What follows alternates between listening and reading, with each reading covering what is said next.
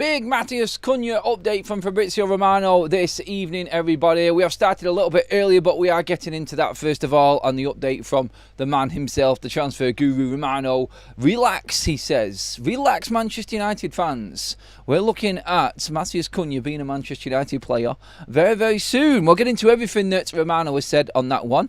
Pedro Gonçalves as well, another target for Manchester United. Former player for Ruben, who's been blighted by injuries this season and only just come back from injuries. A big part of the successful start to the Champions League while Ruben was there at the football club. Interesting facts on him and what we're talking now with him. Updates on the Joshua Zirkzee situation, which we touched on yesterday, but now going into more detail about what Inter Milan have actually got planned and how they're going to attack Manchester United to bring him in as well. The end of year honours are in. No presentation as always, and familiar winners again, and I think quite rightful winners within Manchester United.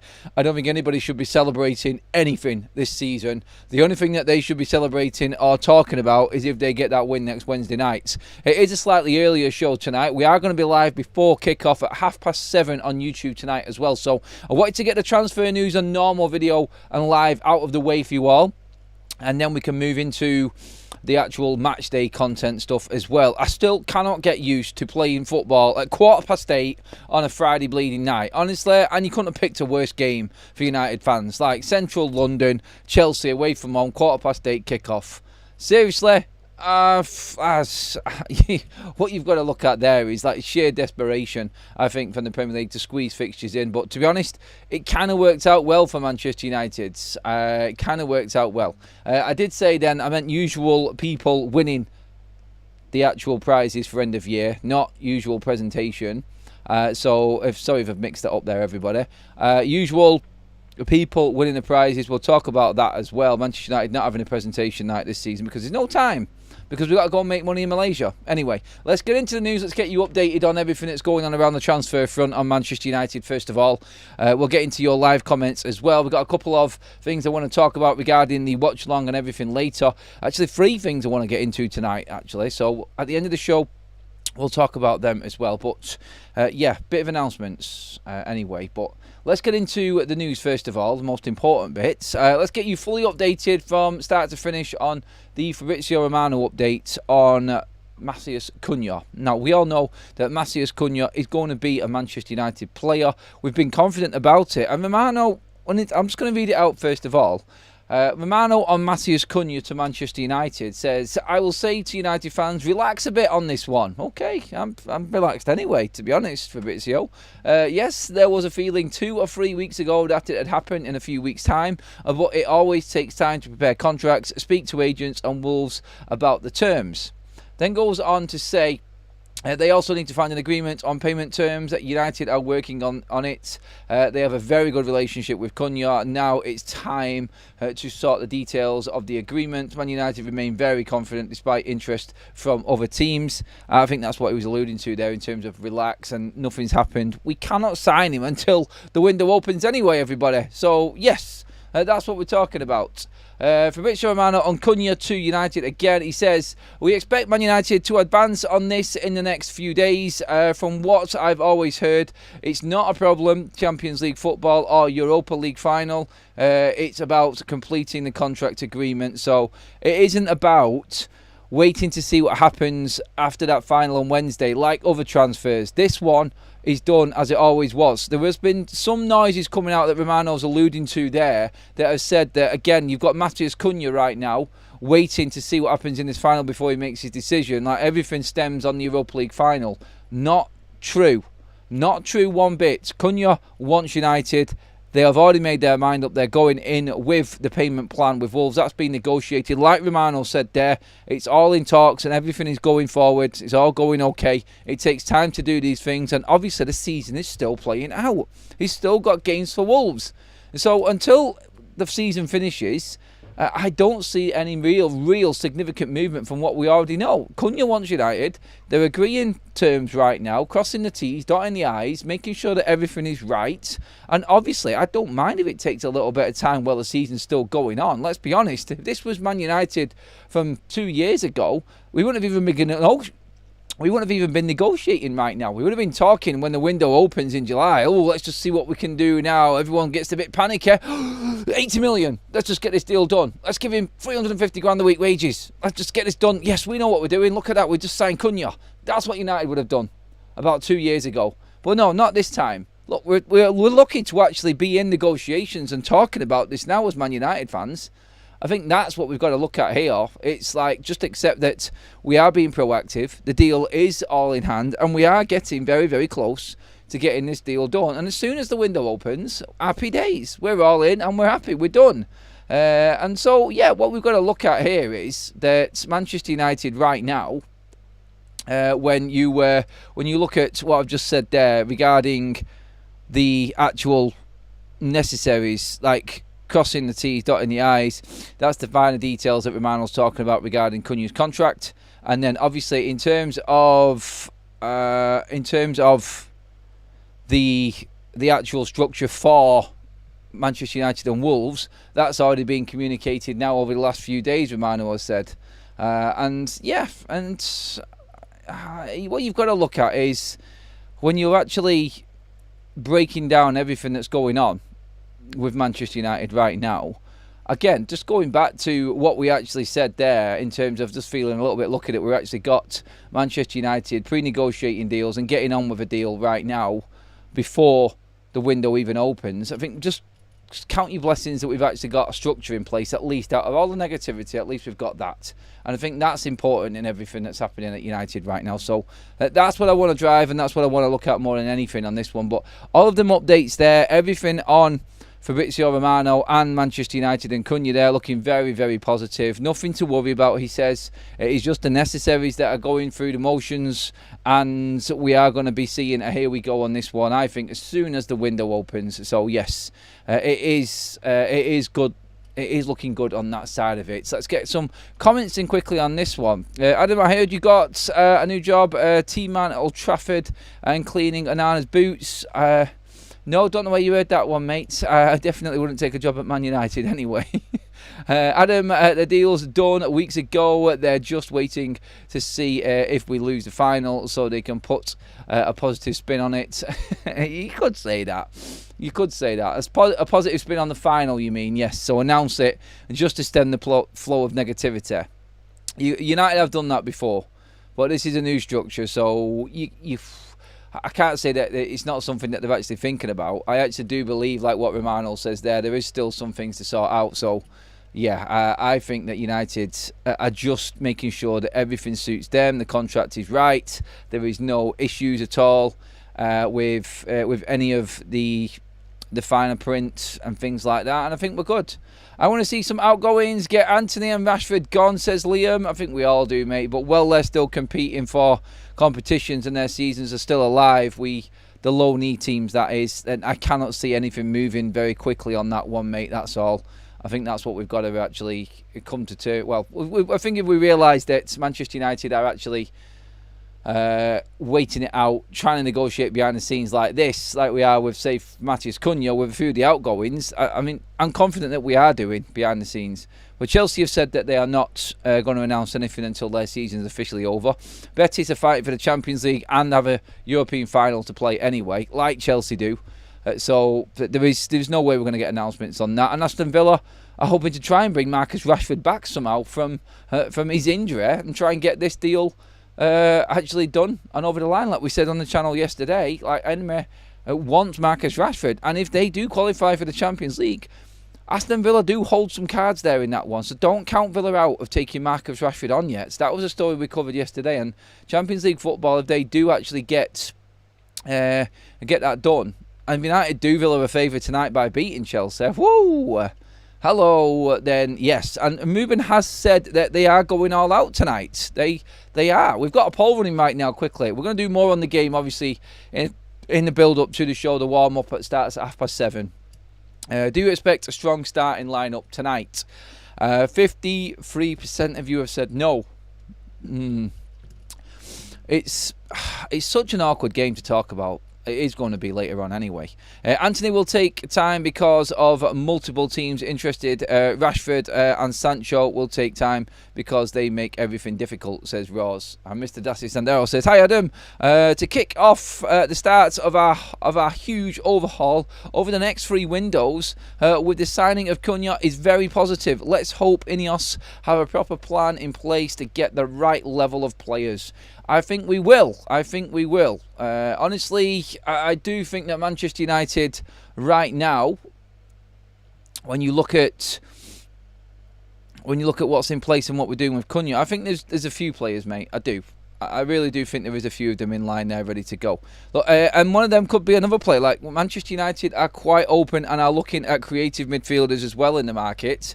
And what we're also got to be looking at here is other possibilities. Now, there is a deal that's being talked about or rumoured that Manchester United will be looking at, and that's with former player of Ruben Amorim's at Sporting, and that is one Pedro Gonçalves. He is a midfielder that can play out wide and play in the middle. A very, very creative attacking player. You will have known him best for his role in the Manchester City demolition that Ruben Amorim handed out to Pep's side in the Champions League when Sporting absolutely slaughtered Manchester City.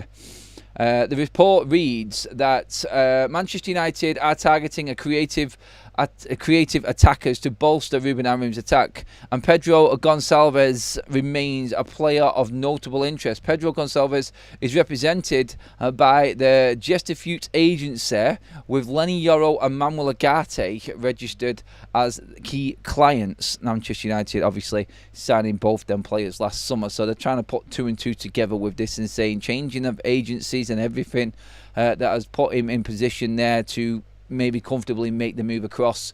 Look, I don't think there's anything in that in terms of the agency side of thing, but look, let's see what happens. I mean, these are players like it. By the way, Gonçalves has been injured for the majority of the season. He had a horrific muscle injury just after the City game, in fact, not long after that, and has missed a substantial amount of Sporting season, to the point where he's actually only featured in 18 games all season. 18 games for a season. It's a worrying sign there with the muscle injury that he's picked up. He's been back the last 4 or 5 games and he's doing okay again. No reoccurrence of the injury, but just for them 18 games, he's got 11 goal involvements, which shows you how good he was until that injury came. But then again, what's more important? It's crazy to think, because this guy for Sporting has had just under 200 games. He's been there a long time. I think he signed for them in 2020. He's had 196 games. He's scored 81 goals and got 57 assists. So he's more than averaging a goal involvement every other game at the moment. And he was on absolute fire until that injury scuppered his season, really. Are you concerned that he has been out with an injury for so long? It was his first real bad injury that kept him out significantly in his career. But again, just a good sign for me, again, that United are looking at other options. And do you know what the beauty of this is? His market value is about 30 million quid. And his contract runs out in 2 years' time. So there is negotiating room on this as well. And I don't mind little cheap deals like this, me, at all. And the player is absolute quality. We've seen him in that game against Manchester City. He does have absolute quality in his boots, that kid. I just don't know if I'm a bit concerned regarding that injury situation that he's had this season, and whether that puts most people off. But again, like United looking everywhere. They've got their feelers out and they're into several different pies, which is where we need to be. We're never going to get our top targets, I don't think, in our position we're in. Obviously, we're lucky with Cunha, very lucky. And again, like I said at the top of the show, we have to really count our blessings that we have got someone like Matheus Cunha who wants to come to United because of the history of the football club and his love for Manchester United, when he could have gone anywhere else in Europe pretty much.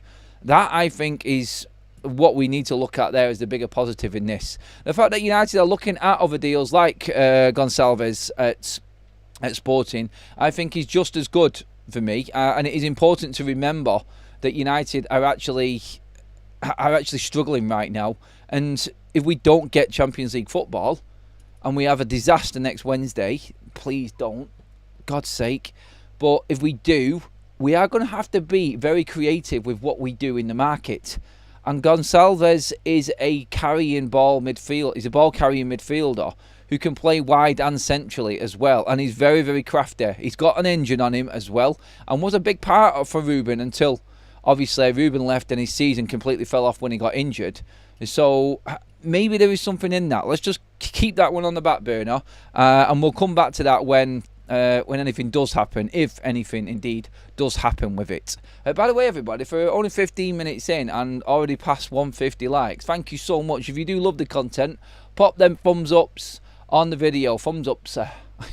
You'll see in the live chat there is a link to my very own fantasy football game that I've created for the watch along later, everybody. We have a little league table there already. If you click on that link, you pick 5 players from the game between United and Chelsea tonight.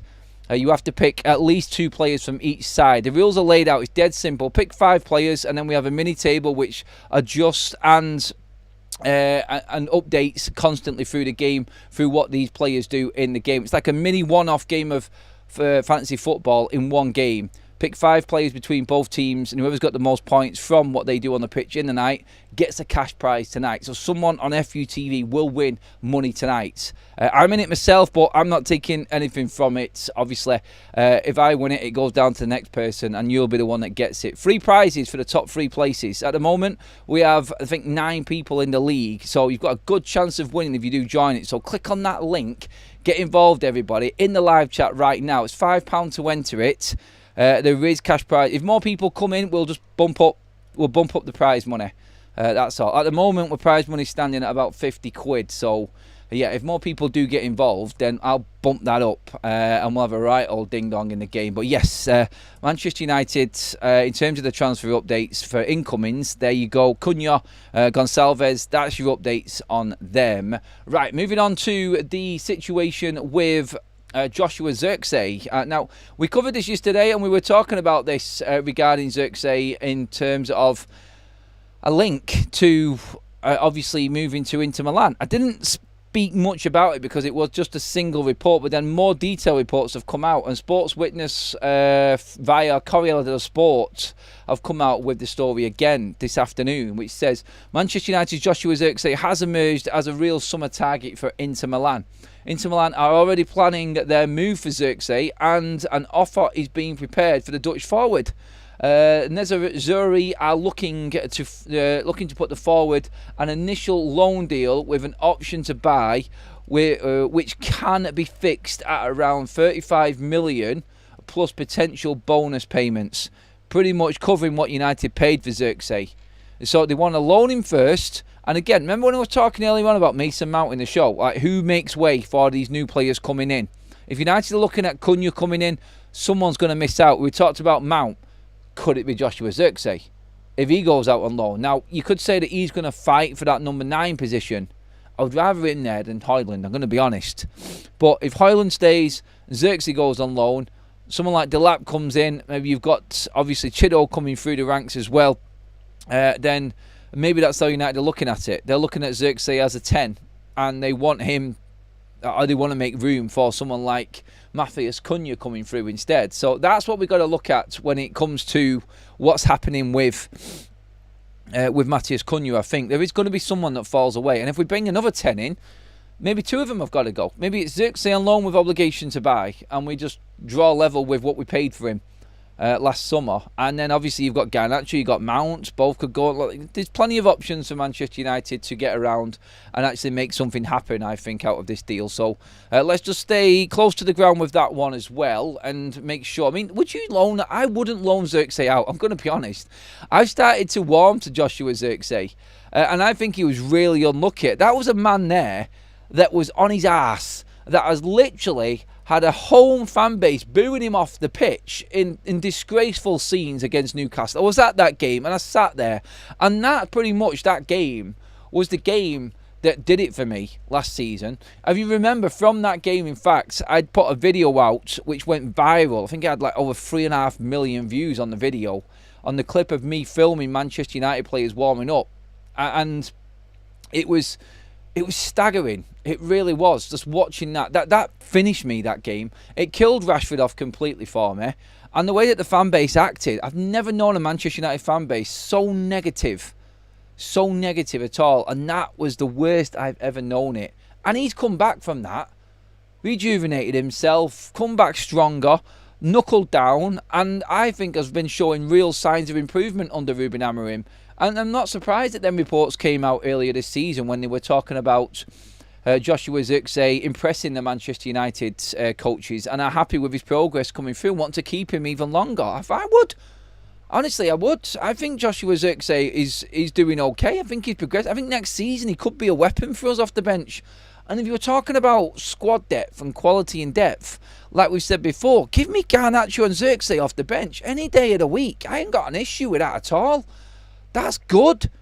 And that's the point I was making this morning. Loads of people have spun it around on me and gone negative mode on me. I mean, Jesus, I just said then it's not difficult, is it, with some of the fan base at the moment to jump on anything that I say. Like, I'm just being brutally honest. You're all thinking it. I'm not talking to everybody here. I'm talking to them idiots directly down the camera. You're all thinking it. You're just too scared to say it. But Mason Mount, Garnacho, Joshua Zirkzee, their places are all under threat at Manchester United. If Zirkzee's all right in staying, if Garnacho's all right in staying, if Mainu wants to sign a reasonable contract and fight for his place in this team, I ain't got a problem with Mainu, Zirkzee and Garnacho coming on off the bench. That's the type of bench that Manchester United used to have. I remember what Ruben Amorim said. Some people have forgot how big Manchester United are, including our players. I actually think, and what Ruben Amorim was saying there, is that some of these players have just got too comfortable in their own skin and in around Carrington and Old Trafford, that they feel like they are just going to waltz into this team and do what they want. If you're a Manchester United player, you're constantly looking over your shoulder and shitting a brick because someone's going to take your place, and your performances should go up and up and up every time you walk out on that pitch. If you are not in that position, you are not a Manchester United player. In fact, you have created a culture, like Ruben says, where that's not even important anymore. And I think Joshua Zirkzee has seen this happen to him at the lower scale, obviously, because he's just come in. He came in into the Ten Hag environment, and then he's dealt with Ruben Amorim changing his game, different position, and all of a sudden, he has seen his career turn around at Manchester United. I'm keeping Zirkzee, honestly. For the money we paid for him, I think he's good to be on the bench. Look, if I'm going to talk about Gonçalves Sporting coming in cheap at like 30 million, then I'm going to talk about Joshua Zirkzee being part of this team as well, at what we paid for him as well. Just under 40, I think it was, wasn't it?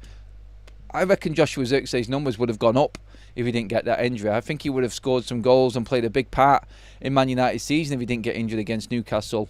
So yeah, credit to Joshua Zirkzee. Just wanted to put that out there. I'm not looking to force Zirkzee out the door.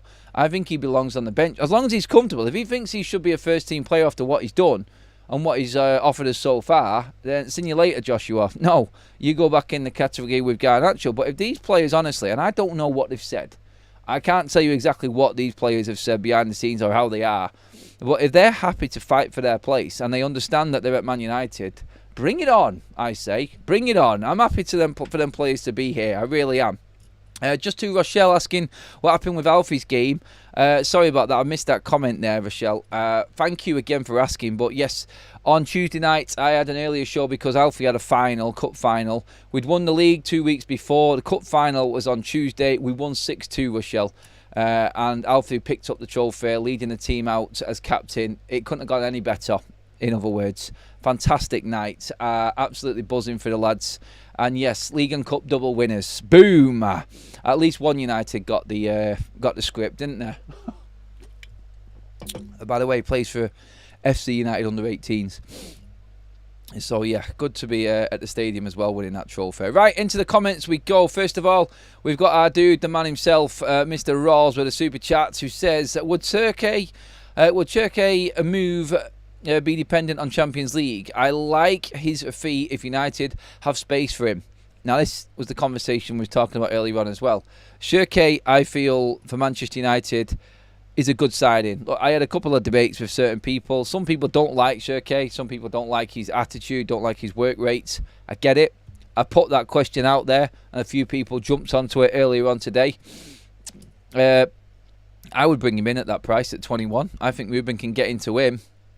I think he's got the real skullduggery, shithousery type of player nastiness inside him that Manchester United are lacking. I tell you what, give me a couple of tens of Shirky and Matheus Cunha and their attitudes all day long over our soft asses right now in this team. I'll take a couple of red cards through a season because we've got some nasty bastards up front for us. All day long. You've got Delap, you've got Cunha, and you have Shirky. You're not going to get any pulling out of challenges with them three up front, are you? And that's one thing, that soft-centred Manchester United approach, which everybody has walked through over this season, won't be there with players like that. That's all I'll say. But Roz, nothing on it. And updates regarding if it's dependent on Champions League football, I'm not too sure. It's gone very quiet. He was openly talking in his last press conference ahead of Lyon's last game of the season yesterday, and he's made it very clear that he's moving. And they need to sell him as well for financial reasons. But no idea, mate, is the honest answer to that right now. There's nothing been said. But again, I'm sure they can wait to see where Manchester United are at next season. And if indeed Manchester United are in the Champions League next season, then we're quids in with a lot of players. The options open up, and we could be looking at all sorts of different players. We really could. Harry Maldini has retired for now. Smash the likes, guys. Tom is back in the house. Welcome. 17 months a member, Tom. Absolute legano. Absolutely love that, mate. Thank you so much. Right, into more comments on this before we move on to the next topic. Block says, Adam, I'm taking you and your team for beers before the Villa game to celebrate a fantastic debut season for FUTV Central Bay. See you there. Hopefully I'll be there, mate, because I've got to go to a party before it. But yes, hopefully I'll check in just in time to grab a beer with you, mate. Oh, God. Yeah, hopefully I can make that now. You've got me all excited now that I'm actually going to get some beers before the game. One more game to go. Honestly, today, we've got 2 games left. Officially on Sunday, everybody. We are a week away from this hell of a season finishing. Ooh! Kenneth says, Shirky, if managed well, would be a good signing. Shirky looks decent, but we have Ahmad, who's similar in height and size. We're certainly trying to improve physicality in the squad, so I don't see Shirky coming. Physicality is something that he isn't lacking, mate, by the way. He is an absolute bulldog. And the way that he ripped through Manchester United's team at Old Trafford was scary to watch at times. I thought he ran the show in that one. But cheers for that, Genghis. Peter says, Adam, whoever we bring in, they have got to be better than what we sell. I think he's better than Rashford in what he's offering. I think he's better than Anthony in what he's offering. And he's definitely better than Sancho in what he's offering, mate. What do you reckon? Talk to me, Pete, mate. If you're replacing him with any of them 3, would you go for it? That's the question I'm asking. Boxing says, I'd take Shirky. He looks a good footballer. We need them. From the sound of that doesn't sound funny at all. And if you're new to the channel, you're probably wondering why I'm laughing at that comment of Boxing's there. But I know what Boxing's like, and I know how straightforward talking he is, and I get that completely there. There is a big hint of sarcasm in that comment right there. Garnacho, a second half boost type of player. Santos, well said, my friend. He is exactly that, mate. And that's what I have always had him down as. An academy player coming through into United. Woo-woo! Fantastic. Great. One of our own. Brilliant. Great potential. But was given the limelight and was given the plaudits way, way, way too soon. That guy can go great guns if he's managed properly. And I know for certain when everybody's fit, he isn't starting every game for Ruben Amorim. And if he accepts that, I think he will excel under Ruben Amorim. He will learn a lot more rather than going playing in a natural position elsewhere. But I just got that feeling. I've always had this and I've always backed it up and said, I think he will be off skis this summer still. I do, because I think he thinks he's better than what he is. And he could be so good and so much better under Ruben Amorim. I'm convinced of it. I really am. Did someone say footballers who can pass, who can cross, who can actually shoot at the right times? Yeah, I'm in, says Mr. Dashius Sandero, jumping off the back of Boxing's sarcastic comment there a minute ago about having actual adequate footballers in our team. Yes, talking about adequate, And talking about decent footballers, the two best in our team, I think we can all safely say. I mean, you tell me. I wouldn't have picked anybody else to pick up these prizes today. But Manchester United have announced their end-of-season trophy winners, as in Player of the Season. Bruno Fernandes wins Manchester United's Sir Busby Player of the Year award for the 4th time, I think that is now, from Bruno Fernandes, which is absolutely brilliant for him. And congratulations to Bruno again on standing up on what has been a poor season. I don't think Bruno Fernandes would be a player that had any issue in taking this prize on the quiet. There is absolutely nothing to celebrate when it comes to Manchester United right now. At the moment, we are a laughingstock, and we are not going to be singing from the rooftops about any player that has won anything in a season as bad as this. It really hasn't. Our friends over on Manchester United Forever on X have made a bit of a list for. By the way, did you think that Bruno deserved the Player of the Year? Let's get that in. They've made a list just so you're up to date with what's actually happening right now. They've made a list. You could probably say it's accurate enough, but this was the outgoing list so far that we could definitely see going. Or way to make money. They broke it down as 140 million in transfer fees and 7.2 million in wages off the books per month if Rashford is sold for 40 million, Antony between 25 and 30 million, Sancho 25 million, Malacia 6 million. Eriksen and Lindelof's wages off the books. Greenwood 50% sell-on clause, 25 to 30 million. And Fernandes 40 million, that being Fernandes for Carreras from Benfica, who Real Madrid have advanced talks in now. So United are set to make between 15 and 20 million pound more off Fernandes. And it is 100% profit as well for Manchester United on that one. Greenwood also would be, but he's got the Greenwood one wrong because it's only 100%. It's only 50% profit off the actual. It's 50% sell-on clause off the profit of Greenwood. So, like for instance, if Marseille can sell Mason Greenwood for, say for instance, let's just say 77 million, something like that, then that's 50 million profit. So United would make 25 million off that. So yeah, you're looking between 25 and 30 if Greenwood sold between 75 and 80 million by Marseille.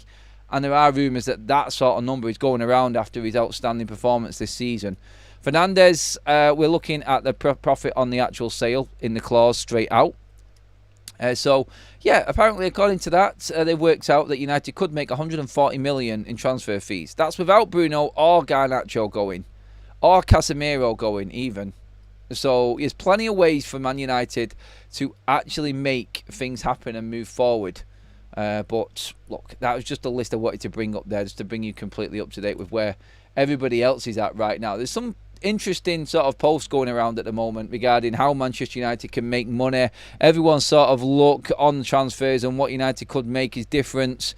And it's a fantastic conversation. I love it at this time of year when everyone starts to make up their own Championship Manager and FIFA teams and what we can do. We all turn into transfer gurus and financial experts, don't we? Look, I just try and quote what the financial experts say and read into what the likes of Kieran Maguire, football finance expert, and Swedish Ramble go on about on Twitter as well. Fantastic account, that one. If you want an understanding of PSR and the finances of football, just go and look at that account. Swedish Ramble is a brilliant account that breaks it down in a way that even I could understand, which is what I quote and would always do.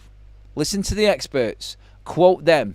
That's all we do here. And then we break it down and look at what we think is right in terms of where else we would spend that money, how much that player's worth. And ultimately, what we have been doing recently with this and all of them reports that have come in is highlight exactly how poorly Manchester United have been run. Because that's what this has done. It's just put a big spotlight on United and made them look like the inept football club that we are and have been over the last 10 years. Embarrassing.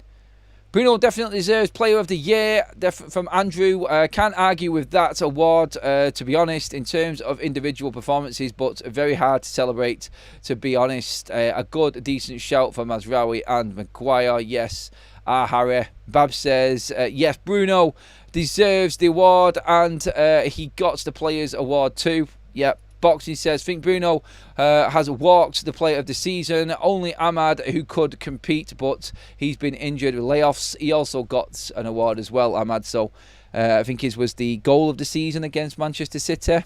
Oh, God. Take me back to that moment when I thought everything was going to be great under Ruben Amorim. I remember sitting here, I can remember seeing stars in front of me when Ahmad scored that goal and we beat City 2-1.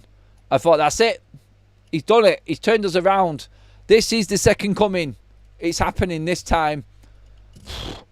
Wow. In that game, so much went right. We dropped Garnacho. We dropped Rashford. Ruben made a statement and United went out and won the Manchester derby at the Etihad. It was like, we've got it. We've got our man right here. This is it. This is the difference. And then, boom. Little did we know what was around the corner. And unfortunately, it did come all crashing down, didn't it? Very, very quickly for Manchester United. But, like I said at the top of the show there, we are on Sunday 1 week away from this all being over. United will know what competitions they're in. We'd have already booked our flights. Everyone, the whole squad will be off to Malaysia to earn another 10 million for playing 2 games over there. We may even get to see some new players over there. We may even get to see the likes of Kanabiek, who was signed for signed for Manchester United, another striker from PSG's academy. But look, whichever way Manchester United's season finishes up, we can all label this an absolute shit show. We can't we? It has been a disaster class from United from start to bleeding finish, and there's no other way you can analyse it. I don't think we can talk about being lucky and getting out of jail with winning the Europa League at the end. That is it. That's it. Greg with a super chat. Thank you, Greg. Everything will be great under Ruben Amorim. I hope so, mate. I so hope. And you know what? I've been talking about it and talking about it through these games. When that window opens, when the transfer windows are there and we get these players in, let's see what Ruben can do in this new structure. I actually sat back before and I was feeling a little bit nervous. Like, this is it. This is such a significant moment for Manchester United, because the future of this football club is resting on this transfer window. And no, I'm not bigging it up to make a big statement or clicks or anything like that. I actually, inside myself, believe that this window is going to define what happens with Ineos. It's going to define Ruben Amorim. It's going to shake down Manchester United to its core. If we get it wrong, we're effed. It's over. Because you can talk about Manchester United coming back in years and years and years to come, but the way that money's going in football and how powerful the other football clubs are now, it's going to be even more difficult with them all improving still. Nobody's going backwards. Everybody's moving forwards, and we're just on the biggest catch-up ever. And if we get this wrong this summer, we are going to be even further behind everybody else. And that is a massive, massive concern for Manchester United. It really is. I just quickly want to go back to the top of the show. If you have just joined us, the thumbnail and the title is all about Matheus Cunha. Yes, indeed, Romano has come out with an update today saying, relax, Manchester United fans. All the stories about him speaking to other clubs are right, but he wants United. They are just going through the necessaries. They cannot sign him until the window opens. We are just getting everything out of the way. So as soon as that window opens on June 1st, wham bam, thank you, ma'am, in comes Matheus Cunha. United have expected to progress in the next couple of days with this deal. Obviously, Chelsea is important tonight, and that is what everybody's focusing on. But over the weekend, going into next week before the final, United should have this all wrapped up. And I think next week, before the last game of the season, next weekend, I feel like we are probably going to get that pretty much announcement, medicals booked, things like that. Cunha's going to say wave bye-bye to the Wolves fans, and he's going to be a Manchester United player. Gonçalves, another midfield option for Ruben Amorim if things go wrong, I think. Gonçalves is a player very, very cheap and has got 2 years left to run on his contract, so in a good position for United to negotiate for. He's a former midfielder that played under Ruben. In fact, one of his last games before he had a horrific injury this season, which has kept him out for about 5 months, near enough, was that game against Manchester City, which he dominated, absolutely dominated. And where that injury is a concern, by the way, he didn't feature in and just counting them up now, in 7 of Sporting's 10 Champions League games this season. He featured in 3. Have a guess which games Sporting won? Yes, all 3 of the ones that he started in. And his numbers this season, even with only playing 18 games, still over a goal involvement every other game. He has got 11 goal involvements in 18 games. He is a quality player who plays that way. He could be another number 10 for Manchester United on the cheap if things don't go well. I think players like Gonçalves at Sporting are if United don't win on Wednesday. I don't see United getting him if we win on Wednesday. That's just where I'm at, I think. And the point I was making about that transfer and the rumour of it was simply because Manchester United are looking at other options. We have got a plan B in case it goes tits up. I do believe that he is a player that is probably better than what we've got right now. So that's how I look at this deal, and that's how I think Manchester United are also looking at it as well. But yeah, that is that one. They're the 2 big pieces. And Joshua Zirkzee on loan with an option to buy for Inter Milan. That was the other bit of transfer news that we brought you in this show. We have done a slightly earlier show because of everything going on tonight. Obviously, the focus will turn at 7:30 here on YouTube with a watch along for the Chelsea game versus Manchester United versus Chelsea.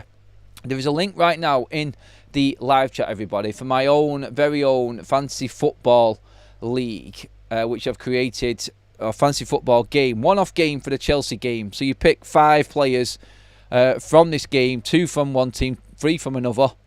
There's a table that updates live. I'll have it running live in the watch along. Cash prizes, it's £5 to enter, and everything is going back into the pot as a cash prize for somebody to win it on Forever United TV. Just an extra game that I've played. I'm in the game as well, but if my expertise does prevail, I won't be taking the winnings. Of course I won't. It's all going to you guys. Just something a little extra. So we're guaranteed to have 3 winners for 1st, 2nd and 3rd in the game, basically. So yeah, that's the link there in the live chat. If you click on that, pick your 5 players and you're in. It's just simple, dead easy. All secure as well. Double checked everything. I've made sure it's bang on. Made it through my own sources, so make sure you get involved in that. That is our very own fantasy game just for Chelsea tonight, in fact. Yes. I've got an announcement to come as well at 7:30 in the watch along build up as well. Something else for the channel as well, which you guys I think are going to love. So make sure you tuned in at 7:30 when we kickstart the matchday content properly. But for now, everyone, thank you. Buzzing with that. Got our news out of the way. We're completely up to date. Now we can fully focus on the game. All that's left for me to say is, mods, you're all legends. Thank you. Great job in the chat. Thank you to the super chatters as well in Roz and Greg today. Anyone who is new to the channel, hello, welcome. Make sure you hit that subscribe button if you haven't already. Give the video a like. We're about to hit 300 again. And just as we finish, London there, another member. I've just donated another membership, which has gone to Jordan. Brilliant stuff again, everybody. Absolutely amazing effort from everyone. I love you all. You are the best community out there on YouTube. Please join me at 7:30 where we'll continue the whole build up to Chelsea. And don't forget, get involved in that. Click on that link in the live chat. Get involved in my own little fancy game for this one tonight, everybody. I'll give you the match bingo update on the 7:30 show as well. And obviously that other announcement that I've got coming up as well, everybody. So make sure you're there. Thank you, everybody. And yeah, here we go. Chelsea to come. And that's us done and wrapped up, everyone. So thank you. Get your comments in below as well. Let me know what you think about the Cunha and the Gonçalves.